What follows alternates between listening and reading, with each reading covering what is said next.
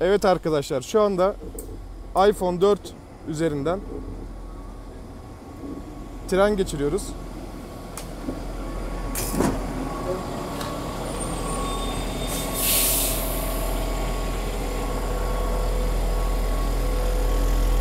Birincisi geçti.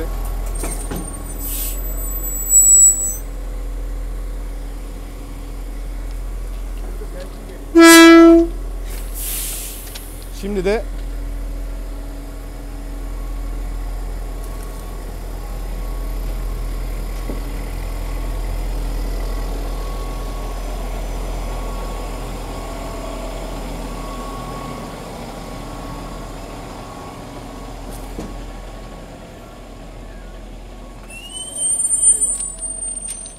evet, üzerinden tren geçen iPhone cihaz.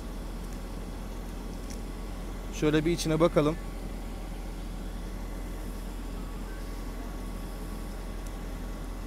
Ekran kısmı.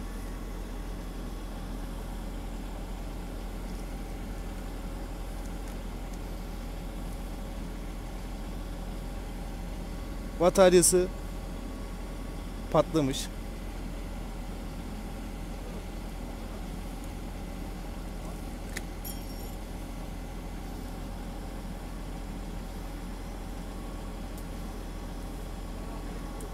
Dikkatimi çeken bir şey, kasasında bir hasar yok gibi.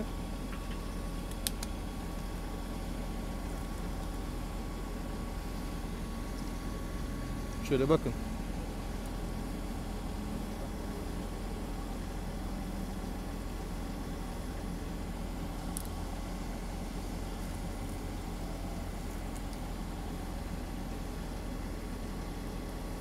Arka camı tamamen paramparça olmuş. Şöyle biz bu parçaları bir kenara alalım.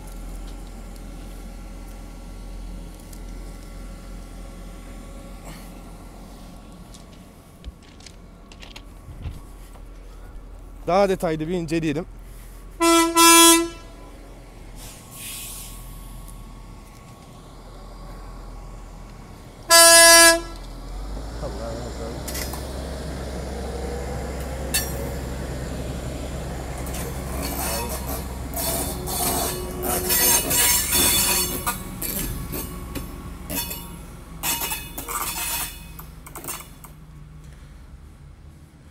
Üzerinden tren geçen iPhone 4'ün halini görüyorsunuz.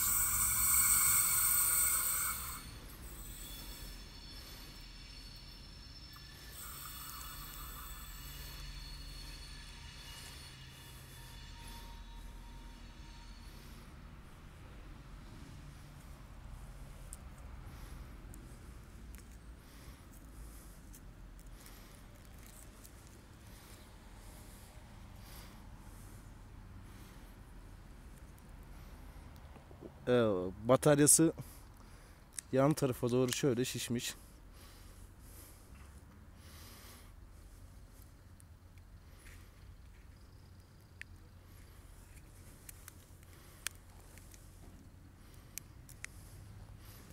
Şöyle bir içini açalım bakalım.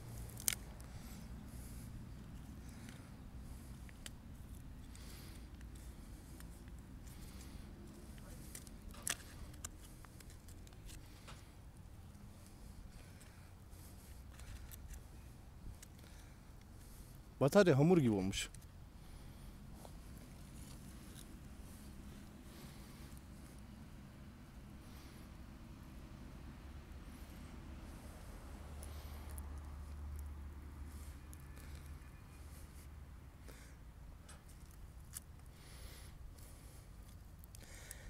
Evet arkadaşlar, bakalım şimdi bu telefonu GSM iletişime gönderelim, YouTube ekibi olarak.